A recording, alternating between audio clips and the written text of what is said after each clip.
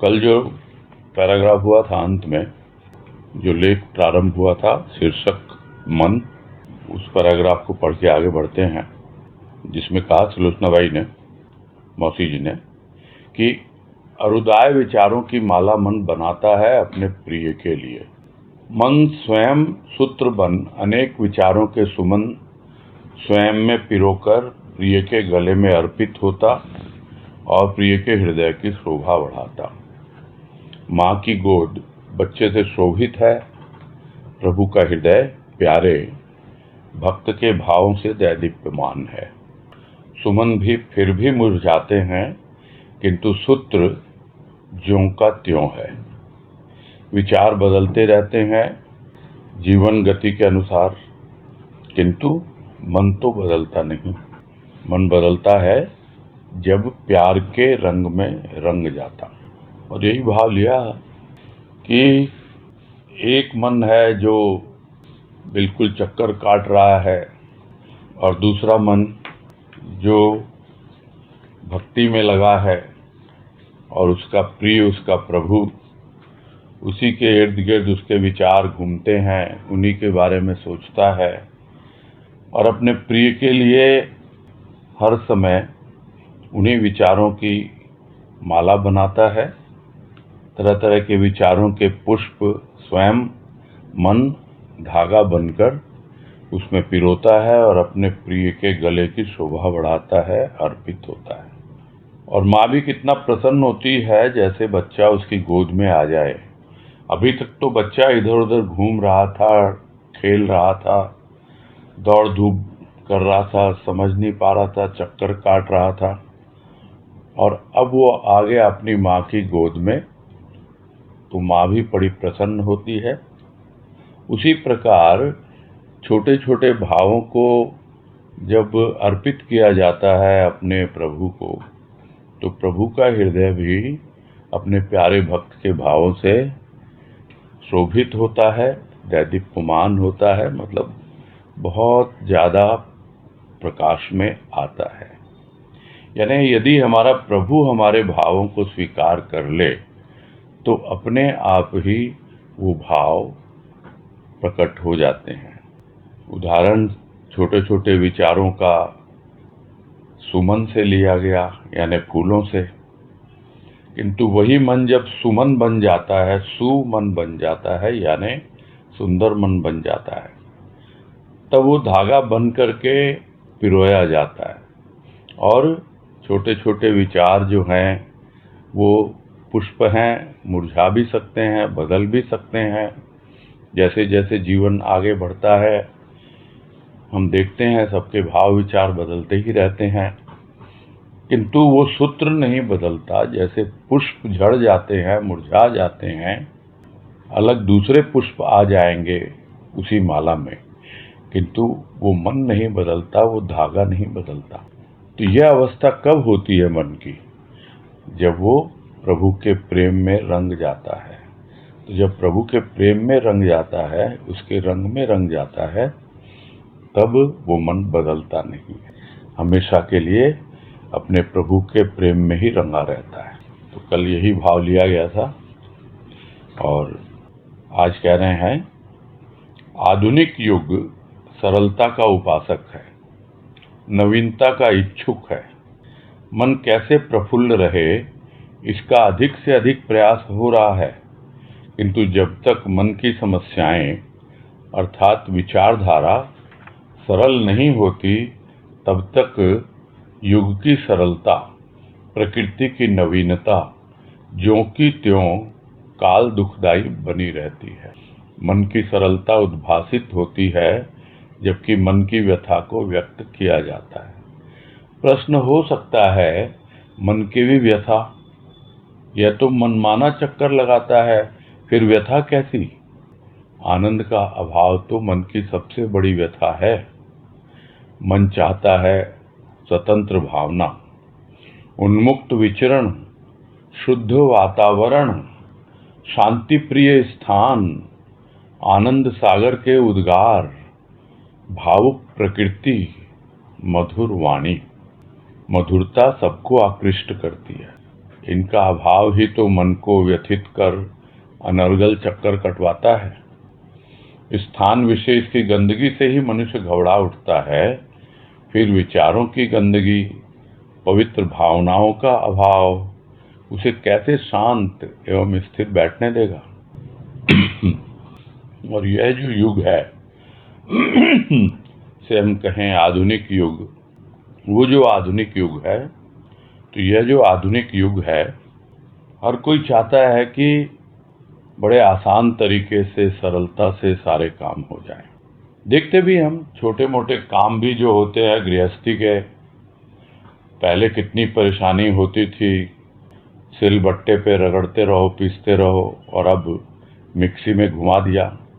उसी तरह कपड़े धोने के लिए मशीनें आ गई। हर तरह से हर कोई चाहता है बड़े इजी वे में सारे काम हों। तो यह जो आधुनिक युग है वो सरलता का उपासक है और नवीनता का इच्छुक है, यानी चाहता है कि उसको नवीनता मिले, क्योंकि नए नए तरीके हैं, नए नए क्या कहें रिसर्च हो रहे हैं, सामने प्रकट हो रहे हैं आविष्कार, नए नए गैजेट्स आते हैं। तो इन सब नई नई चीज़ों के लिए यह आधुनिक युग एक तो बड़े इजी वे में मिल जाए। पहले कितना कठिन होता था एक दूसरे से बातें करना भी, फोन लाइन, लैंडलाइन, कितना हम कठिनाई में जीते थे, और अब मोबाइल आ गया। तो इस तरह बड़ी सरलता हो जाती है और लोग जो है समझ पा रहे हैं कि आधुनिक में क्या है, सरलता चाहिए, बड़ी इजी वे में सब काम हो जाए और नए नए ढंग से रहे। और इसके पीछे क्या है कारण? यही है कि मन खुश रहे, प्रफुल्लित रहे, उसी के लिए अधिक से अधिक प्रयास होता है।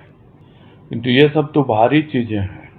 जो मन की मेन समस्या है, यानी मन की क्या उसकी विचारधारा है, क्या सोचता है, क्या करता है, क्या उसका दृष्टिकोण है, क्या उसकी वे ऑफ थिंकिंग है, ये सब चीजें जब तक सरल नहीं हो जाती तब तक चीजों को समझ नहीं पाएगा। हर चीज में कॉम्प्लिकेशन है उसके सोचने में। तो मन की समस्या क्या है? उसकी विचारधारा है, और वो जब तक सरल नहीं हो जाती है तब तक भले ही कहे कि आधुनिक युग सरलता का उपासक है, प्रकृति भी नए नए रूपों में आएगी, नए नए ढंग से चीजें सामने आएंगी, किंतु वो नवीनता भी वैसी की वैसी ही रहती है, दुख देने वाली। तो ये आधुनिक काल जो है उसको लगता है ये तो कलयुग है, ये दुखदाई है। वो अपने मन को नहीं देखता, और जैसे जैसे मन सरल होने लगता है, वो बाहरी चीजों को सरलता से लेना चाहता है, आराम से जीना चाहता है, विश्राम में जीना चाहता है, शांति से जीना चाहता है, इसीलिए बाहरी चीजों के पीछे भागता है, किंतु मन की ओर नहीं देखता।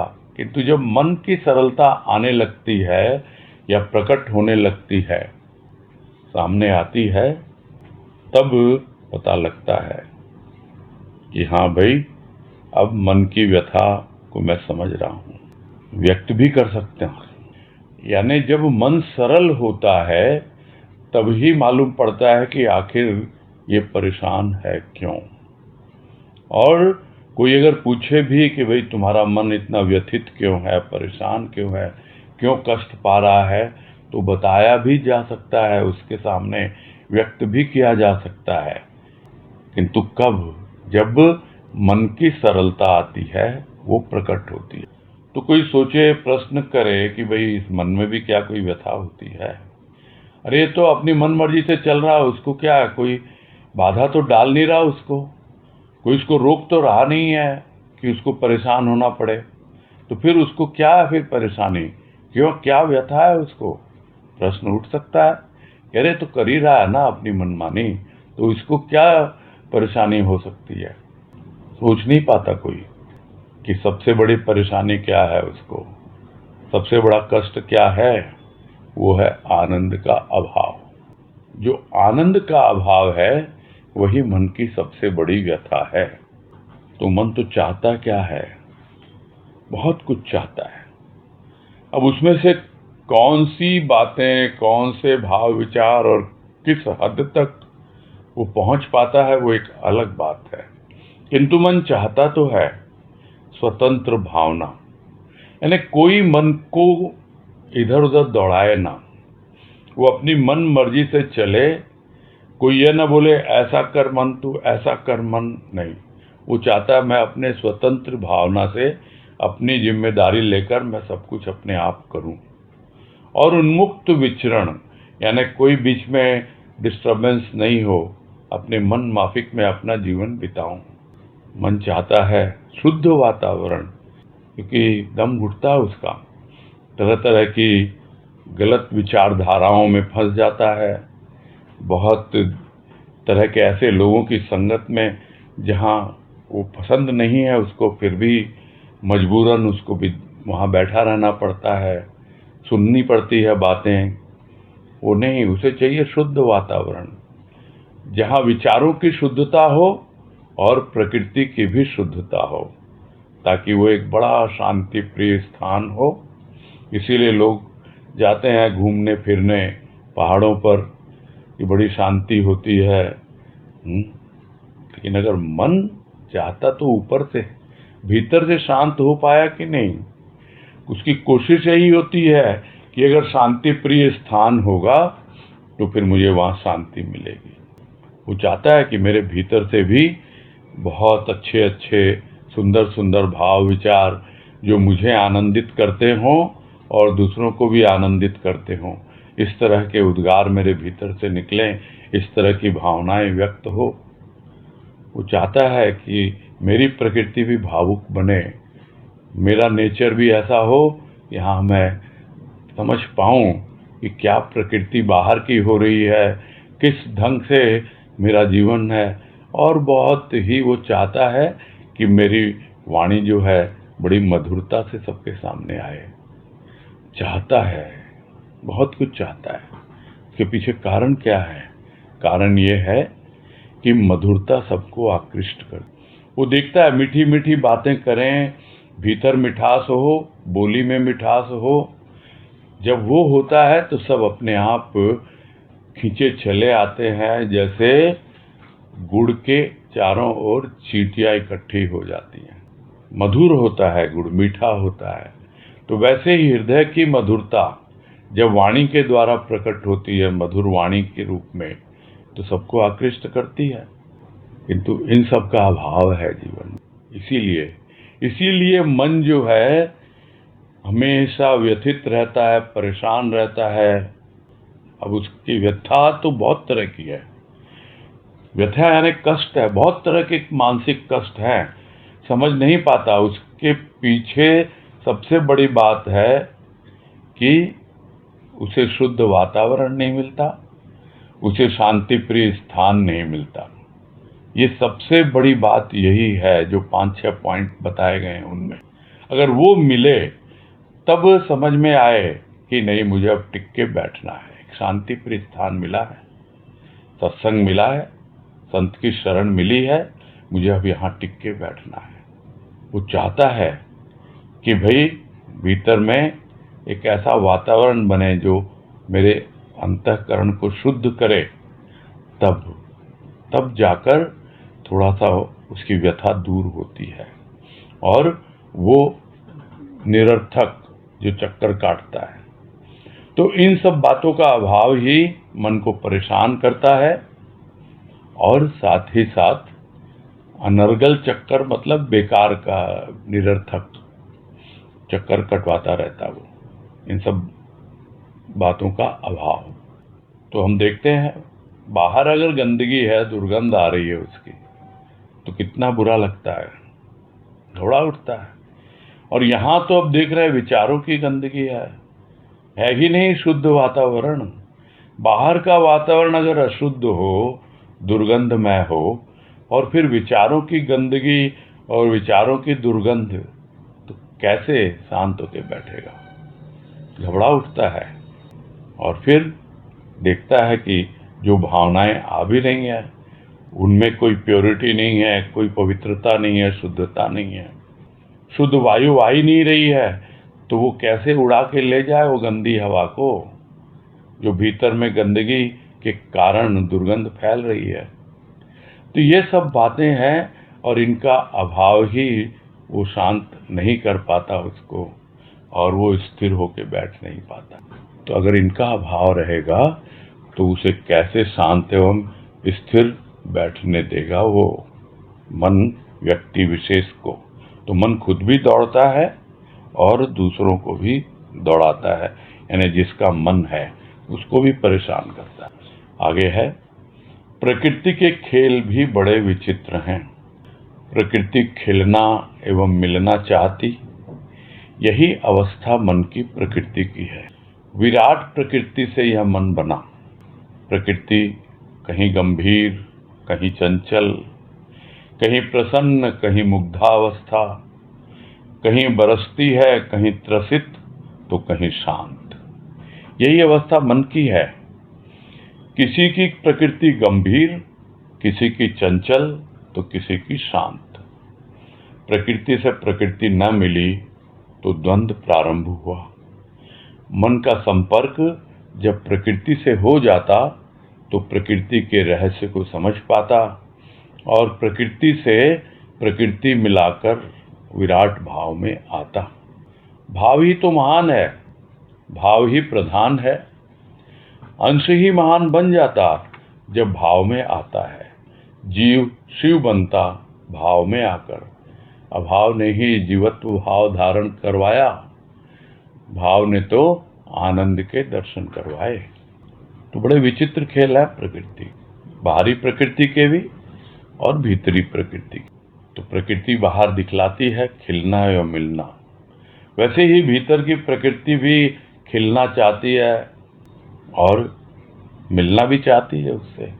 किससे मिलना चाहती है? वो जो सर्वव्यापी, वो जो विराट, क्योंकि उस विराट प्रकृति से ही मन का उद्गम हुआ है। और वो विराट प्रकृति, उसको बनाने वाला कौन? वो हमारा आत्मा। यानी आत्मा से ही हमारी सूक्ष्म प्रकृति बनी है, वो विराट है। अद्वैत की दृष्टि से, द्वैत की दृष्टि से फिर भी हम कह सकते हैं कि परमात्मा का अंश है वो आत्मा, और उसी से बना है ये हमारा अंतःकरण। तो वो हमारी प्रकृति है, सूक्ष्म प्रकृति, और उससे ही बना है यह मन। इस तरह विराट प्रकृति से यह मन बना। तो यह जो प्रकृति है सबकी अलग अलग है। जैसे हम देखते हैं प्रकृति कहीं पर गंभीर है, कहीं चंचल है, कहीं कहीं पर तो एकदम पेड़ ऐसे शांत खड़े रहते हैं जैसे कुछ गंभीर चिंतन मनन में लगे हुए हो, और कहीं इतनी छोटी छोटी डालियां उछलती रहती हैं चंचलता में। ये तो बाहरी प्रकृति है। भीतरी प्रकृति में भी देख रहे हैं, कहीं तो एकदम लोग गंभीर हैं बिल्कुल, और कहीं उनके भीतर में चंचलता है। उसी प्रकार कहीं प्रसन्नता है और कहीं मुग्धावस्था है, यानी एकदम मुग्ध हो गए, शांत है, बिल्कुल मगन है अपने आप में, और कहीं बिल्कुल प्रसन्नता में है। उसी तरह बाहर की प्रकृति, भीतर की प्रकृति, तो कहीं तो बरसती है और कहीं तरसाती है। यानी कहीं तो बरस के उसको तृप्त कर देती है और कहीं बरसती ही नहीं, सूखा ही पड़ा रहता है। वैसे ही भीतर की प्रकृति की अवस्था है, कभी तो बरस जाती है, एकदम भीतर रस से सराबोर हो जाता है, और कहीं कहीं तो बिल्कुल प्यासा ही बना रहता है। प्यास बनी रहती, तरसता ही रहता है उसके लिए। तो कहीं दिखाई देता है बिल्कुल शांत है एकदम। तो बाहरी प्रकृति, भीतरी प्रकृति, ये सब एक जैसे ही चलते हैं, और मन की भी वही अवस्था है। तो किसी की गंभीर है, किसी की चंचल है, किसी की शांत है। ये तो हम देखते हैं लोगों का क्या नेचर है। कोई तो एकदम सीरियस नेचर है, गंभीर है, कोई बहुत ही छोटी छोटी बातों में एकदम एकदम इधर उधर भागता रहता है, टिकता ही नहीं है उसका मन। और किसी की तो बिल्कुल शांत है। गंभीर होने का मतलब यह नहीं है कि शांत है। शांत वही होता है जिसने अपनी चंचलता को गंभीरता से संभाल लिया। नहीं, अगर गंभीर नहीं होगा अपनी चंचलता के प्रति तो फिर वो शांत नहीं हो पाएगा।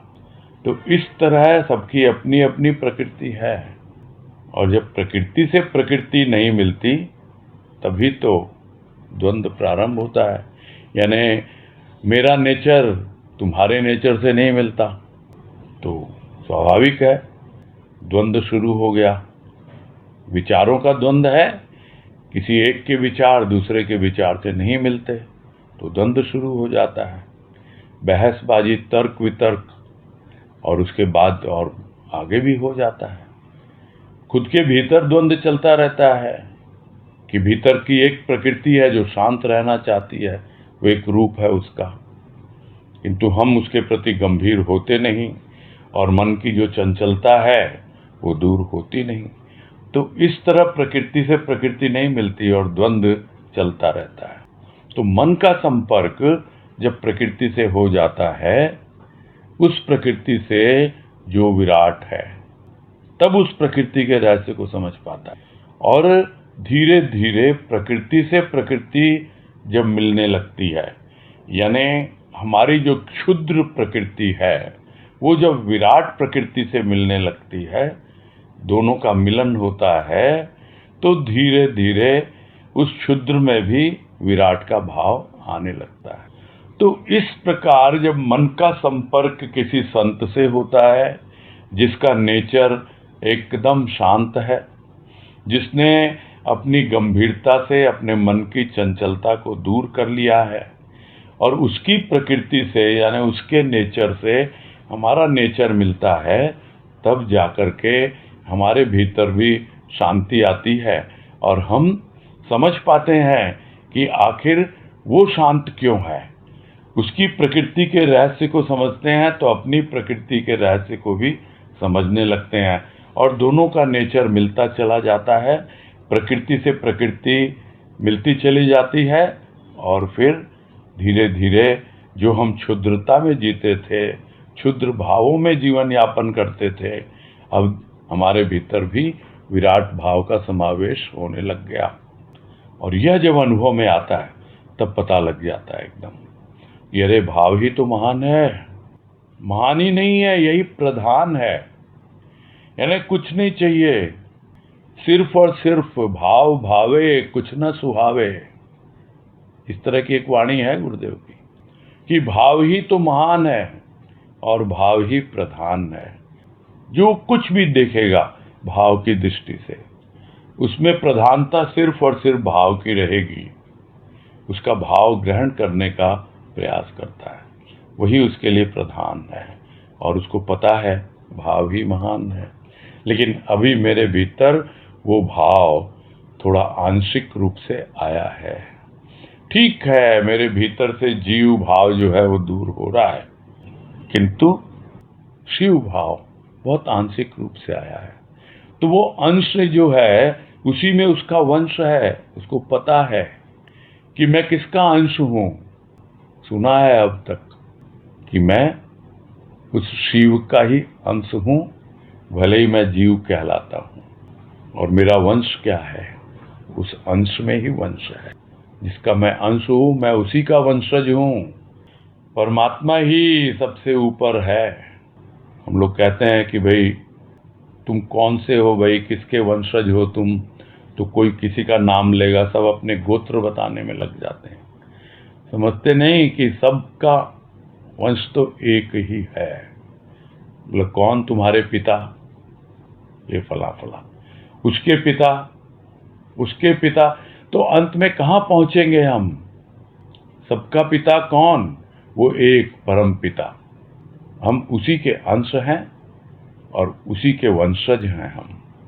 और वो अंश ही धीरे धीरे महान बन जाता है जब वो भाव में उस अवस्था में पहुंचता है। वो जीव ही भाव में अनुभव करता है कि मैं जीव नहीं हूँ, मैं शिव हूँ। यह तो अभाव रह गया न जाने किस रूप में, जिसके कारण मुझे जीव बनकर आना पड़ा। इस अभाव ने ही जीवत्व भाव धारण करवाया। जब जब भाव आ जाता है, अभाव दूर हो जाता है और जीव भाव से मुक्ति पाता है प्राणी। और इतना ही नहीं, इस भाव ने ही तो आनंद की अनुभूति करवाई है। ये आनंद का दर्शन, ये आंखों से थोड़े कोई दर्शन है, ये तो एक अनुभूति है। सूक्ष्म के दर्शन यानी अनुभूति, उस आनंद की अनुभूति जो पता लगता है। बार बार जो गुरुदेव कहते हैं, पहले भी आया, लेख में भी आया मौसी जी के, कि भाई तू जीव नहीं है, तू शिव है। तो भाव में जब यह अनुभव में आने लगता, कितना आनंद आता है, आनंद की अनुभूति होती है। नहीं तो यह अभाव बना रहेगा और शिव होकर भी प्राणी जीव भाव में ही जीवन यापन करता रहेगा। आगे है, आनंद कण कण में था और है। इष्ट सम्मुख था, किंतु भाव के अभाव ने आनंद की अनुभूति प्राप्त करने का अवसर न दिया और न इष्ट के दर्शन कर लाभ प्राप्त हुआ। देखा इष्ट को चर्म चक्षुओं से, क्या मिला? रूप ही देख पाया, भाव के दर्शन न प्राप्त हुए। इन सभी बातों की जड़ मन है। मन के संयोग के अभाव में सभी कार्य नीरस हैं, असफल हैं। सफलता है वहां जहां मन का संयोग है। मन की शक्ति भी अनोखी है। मन की शक्ति से तो मनुष्य बड़े से बड़ा कार्य कर दिखाता है।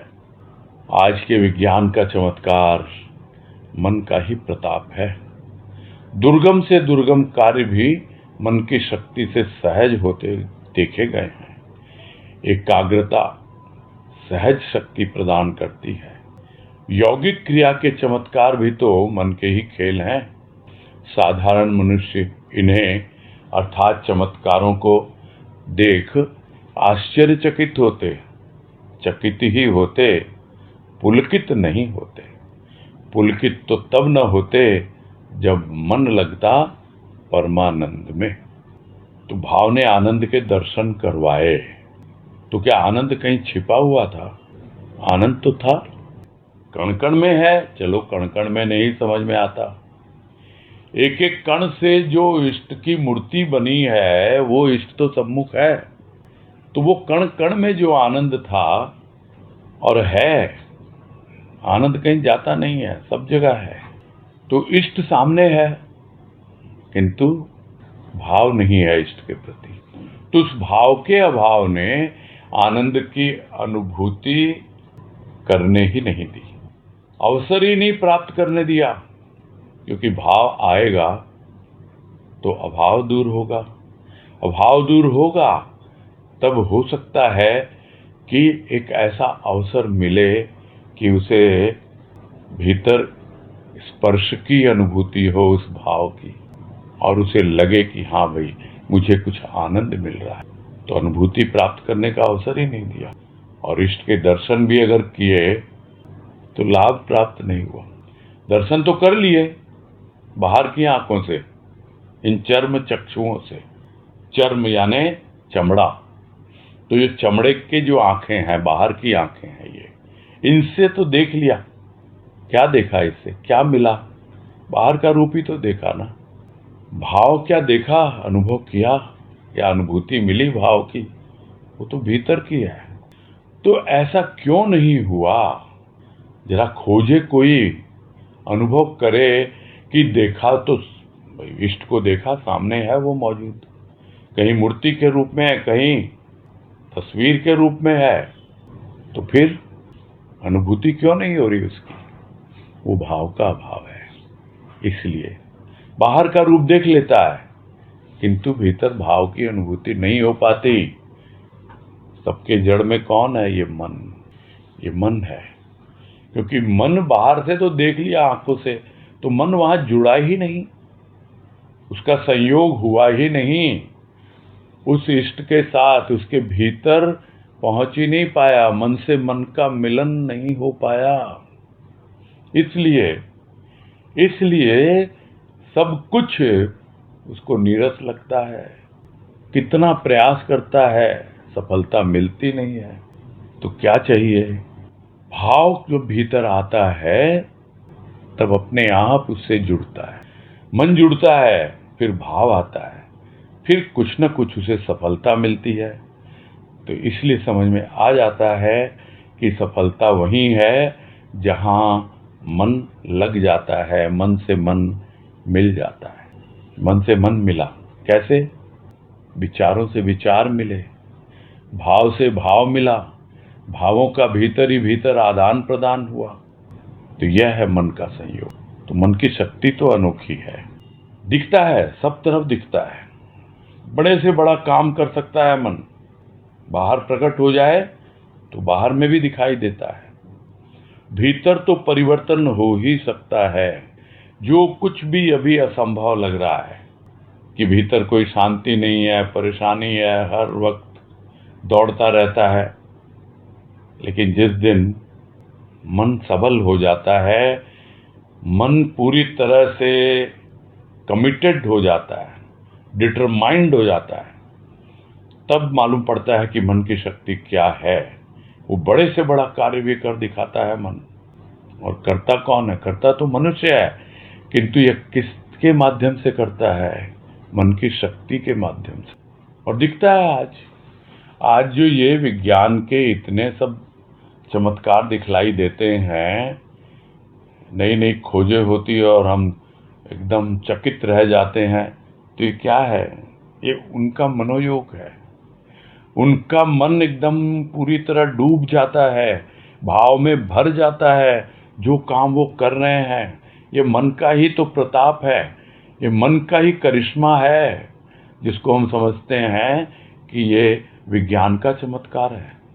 विज्ञान का करिश्मा मन का करिश्मा है। ये उसी का प्रताप है, उसी की शक्ति है और उसी का ही ऐश्वर्य है ये मन।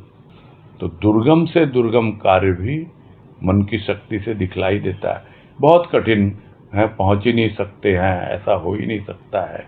लेकिन यदि मन मान ले, हिम्मत ना हारे और अपनी शक्ति को आगे बढ़ाता जाए, तो कितना भी कठिन से कठिन कार्य लगता हो, वो बड़ी सहजता से पूरा हो जाता है। ऐसा देखा गया है। और इसके लिए सबसे पहले क्या आवश्यकता है? मन की एकाग्रता। मन की एकाग्रता कहाँ से आएगी? कि जो कार्य हमको करना है, हम सब कुछ भूलकर उसमें लग जाएं, वही एकमात्र हमारे सामने हो। एकाग्र यानी एक, अग्र, अग्र यानी सामने। वो एक जो हम करना चाह रहे हैं, जो मन करना चाहता है, वो वहीं पे एकदम इकट्ठा हो जाए, तब मालूम पड़ता है कि मन की क्या शक्ति है। तो जैसे एकाग्रता आती है, तो एकाग्रता सहज रूप में मन को शक्ति प्रदान कर देती है। और जो कुछ भी योग के नाम पर और हठ योग और ये सब देखे गए हैं चमत्कार, वो सब भी यौगिक क्रियाओं का रूप जो दिखलाई पड़ता है, वो भी मन के ही खेल हैं। मन से ही सब चीजें संभव हुई हैं। तो साधारण मनुष्य देखता तो है इन चमत्कारों को, और देखकर आश्चर्यचकित भी हो जाता है कि अरे ये क्या, विज्ञान ने क्या चमत्कार कर दिया। ये देखो, ये योगी, ये तो पानी पे चल रहे हैं, ये तो आग पे चल रहे हैं, ये तो जमीन के भीतर न जाने कितने महीनों तक बैठे रहते हैं। आश्चर्य होता है उसको। किंतु आश्चर्य होने से क्या होगा? क्या खुशी मिलती है? पुलकित होते हैं, प्रसन्नता आती है।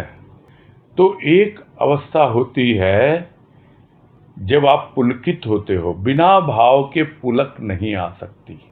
आश्चर्य, चमत्कार, ये सब चीजें क्या हैं?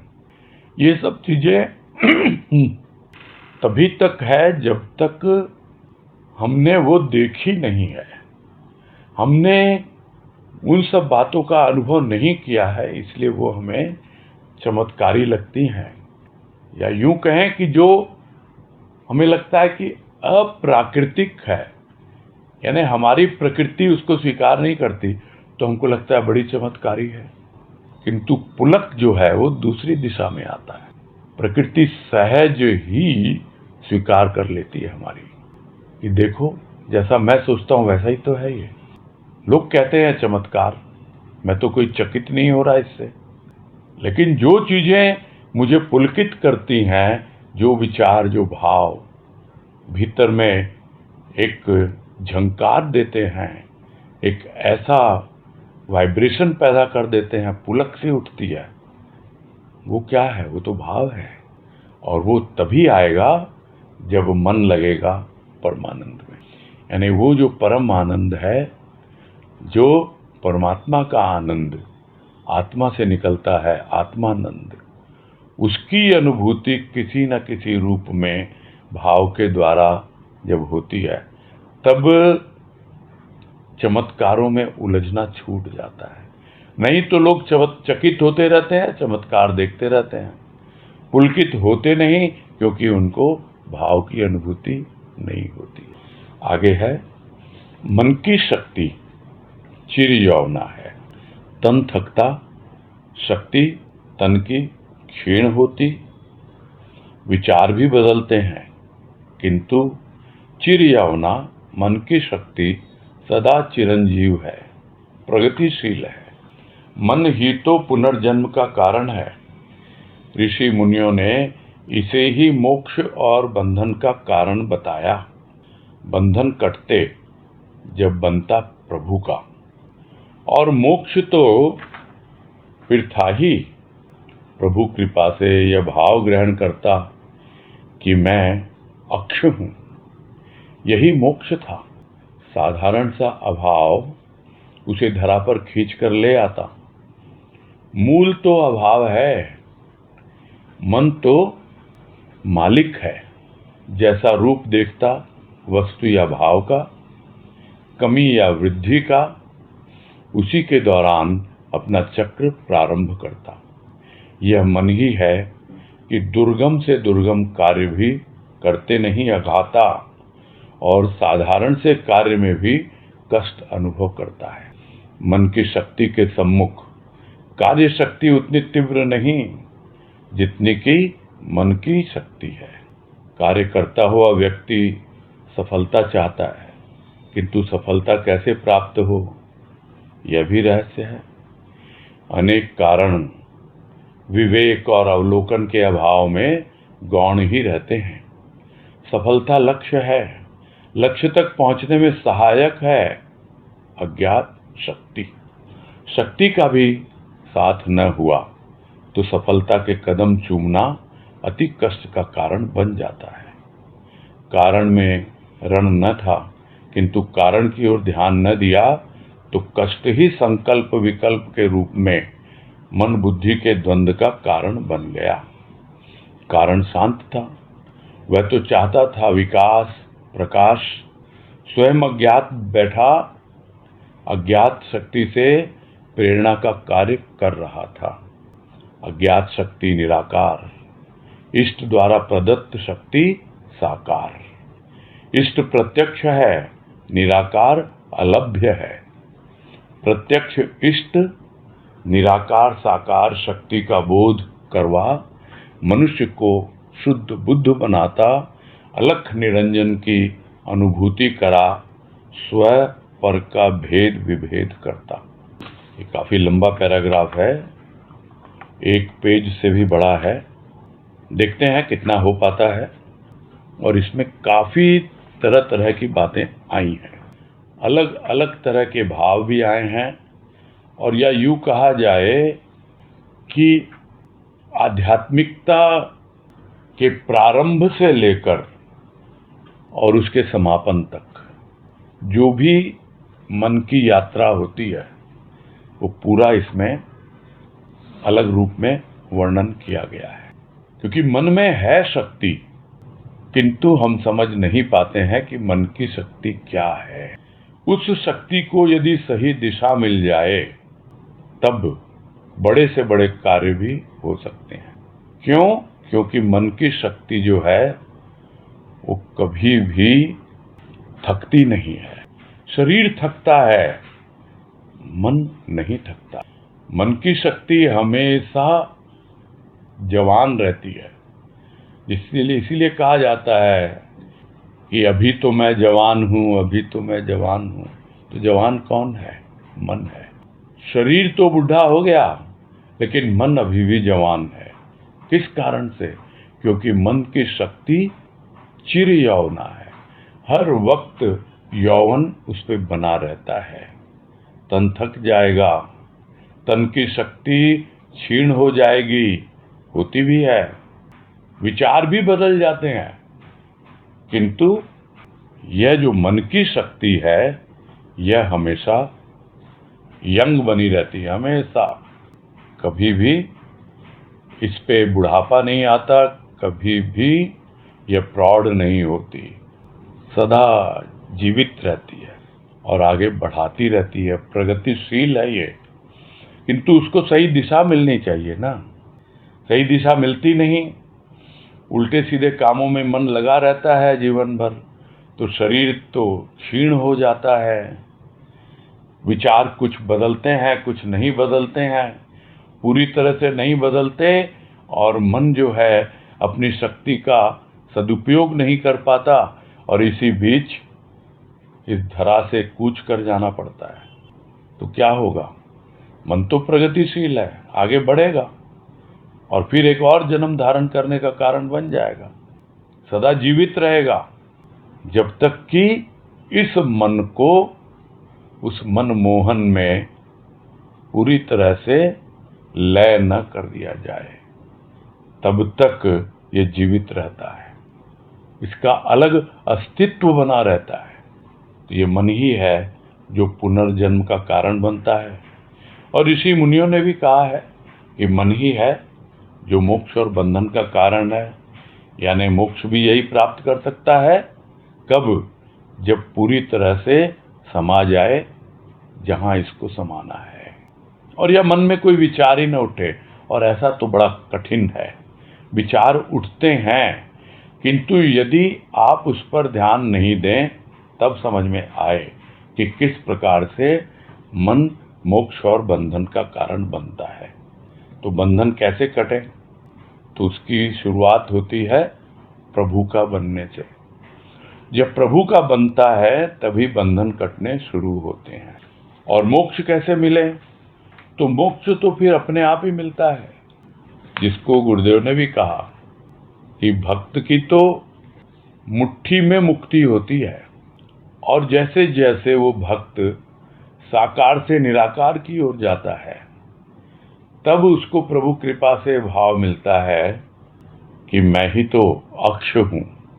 अक्ष हूं यानी एक्सिस हूं, धुरी, जिसके चारों ओर चक्का घूमता है। यानी यह जो एक आवागमन का चक्र है, उसकी धुरी, उसका अक्ष कौन है? वो मन है, मैं ही हूं। ये मेरा मन जब तक अलग अस्तित्व में रहेगा तब तक ये बार बार ये चक्र चलता रहेगा, केंद्र पर वो मन बना रहेगा। और जिस दिन ये बात समझ में आ गई, पूरी तरह उस केंद्र को जो सबके केंद्र में है, वो एक जो टिका हुआ है, वही सबकी धुरी है, वही सबका अक्ष है, वहां जाकर मिल जाए तब जाकर चक्र पूरा होता है, यानी मोक्ष की प्राप्ति होती है। तो यह भाव ग्रहण कर ले यदि प्रभु कृपा से कि मैं ही अक्ष हूं, तो यही मोक्ष है। किंतु यदि थोड़ा सा भी अभाव रह गया, केंद्र तक पहुंच नहीं पाया, अपने केंद्र को लेकर यानी उस मन को लेकर वहां तक नहीं पहुंच पाया, तो उसके भीतर अभाव रहेगा ही। तो एक साधारण सा अभाव भी उसको फिर से लेके आ जाता है, फिर से इस चक्र में डाल देता है। तो यह आवागमन का जो चक्र है, उसके मूल में क्या है? उसके मूल में अभाव है, और उस अभाव के कारण ही इस धरा पर आता है। और जैसा मन चाहता है उसी के अनुसार कोई भी वस्तु या भाव उसमें कम है ज्यादा है, उसी के फिर चक्कर काटने लगेगा कि अभाव देखा, कहाँ अभाव देखा, इसकी कमी है, मुझे उसको पूरा करना है। क्योंकि वो अभाव छोड़ के गया था इस दुनिया से, और वो अभाव ही उसको फिर से लेके आया है इस दुनिया में। अब फिर भी जैसा भी रूप देखेगा अपने संस्कारों के हिसाब से, किसी भी वस्तु का या कोई भी भाव उसके भीतर है तो वो कम है या ज़्यादा है, बस उसी के हिसाब से वो अपना चक्कर काटना शुरू कर देता है। और जब दूसरी ओर अगर देखे कि चक्कर नहीं काटना, उसे तो सीधे सीधे चलना है, अपने लक्ष्य की ओर चलना है, और उस ओर जब बढ़ने की सोचता है तो कितनी भी कठिनाइयां उसके सामने आए, कितना भी लगे कि एकदम ये दुर्गम से दुर्गम कार्य है, ये संभव ही नहीं है इस टारगेट को अचीव करना, लेकिन फिर भी वो उसको लगा रहता है। लोग बोलेंगे तुमने क्या लक्ष्य पकड़ा है, क्या ये संभव है? नहीं, उसका मन मान लिया। वो उसको कितनी भी कठिनाई आती हो, कितनी परेशानी आती हो, वो करते करते कभी भी अघाता नहीं है, बोर नहीं होता, करते करते कभी भी वो थकता नहीं है, क्योंकि मन की शक्ति तो कैसी है वो सब बातें हो चुकी। यह है मन। और दूसरी ओर साधारण सा भी कार्य होगा तो उसको करने में बड़ा कष्ट होता है मन को, क्योंकि मन ने माना नहीं उसको। तो मन जब तक नहीं माने तब तक सब कुछ होते हुए भी कुछ नहीं है। तो मन की शक्ति तो बहुत है, उसके सामने जो लगता है कार्य कि बहुत कठिन है, वो उतना नहीं है कठिन। तो मन की शक्ति के सम्मुख जो कार्य शक्ति है वो उतनी तीव्र नहीं होती है जितनी कि मन की शक्ति होती है। इस बात को अगर अच्छी तरह से समझ लिया जाए तो कोई भी कार्य असंभव नहीं है। कौन से है ना गाने में, कुछ मुश्किल नहीं है कुछ भी अगर ठान लीजिए। कुछ भी मुश्किल नहीं है यदि आपने ठान लिया, निश्चय कर लिया, दृढ़ निश्चय, मन की शक्ति कार्य करने लगती है फिर तो कुछ भी असंभव नहीं है। अब कार्य करता हुआ थोड़ा बहुत देखता है क्या रिजल्ट मिला, मुझे सफलता मिला, मिली नहीं मिली, कुछ मिली कुछ नहीं मिली। तो भाई सफलता मिली या नहीं मिली, क्या फल मिला ना मिला, उसकी ओर ध्यान जब देने लगता है तब थोड़ा कंफ्यूज हो जाता है, क्योंकि अभी उसको वो रहस्य मालूम ही नहीं है कि कार्य करता हुआ व्यक्ति सफलता तो चाहता है, किंतु वो सफलता कैसे प्राप्त हो यह उसको अभी मालूम नहीं है। वो एक रहस्य है उसके लिए अभी भी। उसके पीछे अनेक कारण होते हैं। सफलता के पीछे कार्य और सफलता, सफलता और कार्य कैसे मिले, हर कोई चाहता है। तो क्या कहते हैं, एक अंग्रेजी में छोटे सा एक प्रोवर्ब है कि नथिंग सक्सीड्स लाइक सक्सेस, यानी आपको जो सफलता मिल रही है उससे बड़ी सफलता कोई नहीं है। आप जितने सफलता का अनुभव कर रहे हो, आप उसमें जब संतुष्ट होना सीखते हो और आगे बढ़ने के लिए जो भी रहस्य उसको समझने की कोशिश करते हो, तब मालूम पड़ता है कि इसके पीछे अनेक कारण हैं। सबसे बड़ा कारण क्या है? विवेक, और दूसरा अवलोकन। अवलोकन यानी देखना। तो एक तो विवेक नहीं है, दूसरे देखने की दृष्टि नहीं है, दृष्टा अभी जागा नहीं है। इसलिए इन दोनों के अभाव में वो कारण जो है वो समझ नहीं पाता, रहस्य बना रहता है। तो अनेकों अनेक कारण होते हैं और वो सारे कारण गौण बन जाते हैं। वो सिर्फ सोचता है मुझे सफलता मिले, सफलता मिले। अरे कार्य करता हुआ व्यक्ति सफलता तो चाहता है, किंतु कैसे प्राप्त हो उसके लिए अपना दिमाग लगाओ, विवेक का काम आएगा। और जितना मैंने अभी किया है, जितना आगे बढ़ा हूं, उसमें यदि कुछ सफलता मिली है उसको देखना, अपना मूल्यांकन करना, वो भी सीखो। और अगर ये दोनों चीजें नहीं है तो फिर चाहता तो है, वो रहस्योद्घाटन नहीं होता। तो लक्ष्य तो है सफलता, किंतु वो जान नहीं पाता कि लक्ष्य तक पहुंचने में सबसे बड़ा सहायक कौन है। तो वो है अज्ञात शक्ति, तो अज्ञात शक्ति का मतलब क्या है, अभी उसको जाना नहीं है उसने।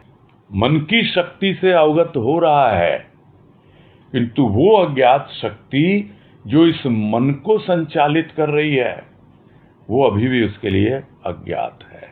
किंतु जिस दिन समझ में आ जाता है कि मन इतना शक्तिशाली क्यों, मन में इतनी शक्ति क्यों, क्योंकि वो अज्ञात शक्ति मेरा साथ दे रही है।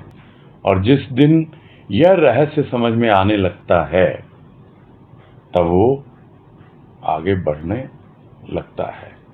तो लक्ष्य तक पहुंचने में सहायक है अज्ञात शक्ति। तो शक्ति का भी साथ न हुआ तो सफलता के कदम चूमना अति कष्ट का कारण बन जाता है।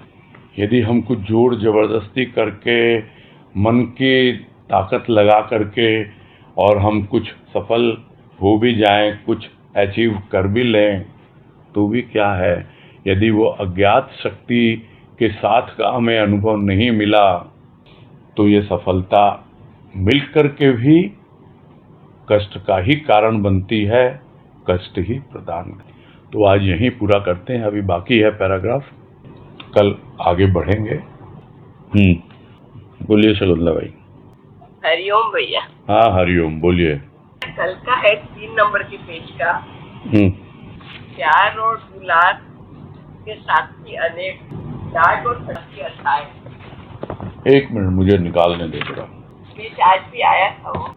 आज तो नहीं आया था, आज तो उसके बाद वाला पैराग्राफ आया था, मिल गया मुझे। भैया ये हाँ, प्यार और दुलार के साथ ही अनेक, हाँ।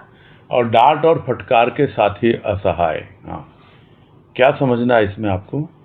मतलब ये क्या है, मतलब प्यार और दुलार के साथ ही और फटकार के मतलब? भाई देखो, प्यार जिसको मिलता है ना, तो जहाँ से प्यार मिलता है वो वहाँ चला जाता है। तो कोई मन से अगर प्यार करेगा और प्यार से बातें करेगा, जिस तरह बच्चे का उदाहरण कल आया था, तो प्यार से बात करेंगे तो मन भी बड़ा आराम से है आपके साथ पेश आएगा। किंतु जब आप बच्चे को डांट फटकार देते हो तो वो क्या करेगा, वो असहाय होकर के, हेल्पलेस होकर के वो सुनता रहेगा आपकी बातें।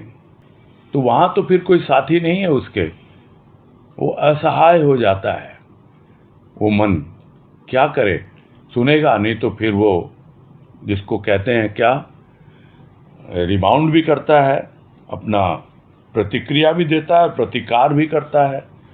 यानी फिर से जो कहते हैं ना, क्या है, विचारों का रण और क्या होता है, वही तो होता है।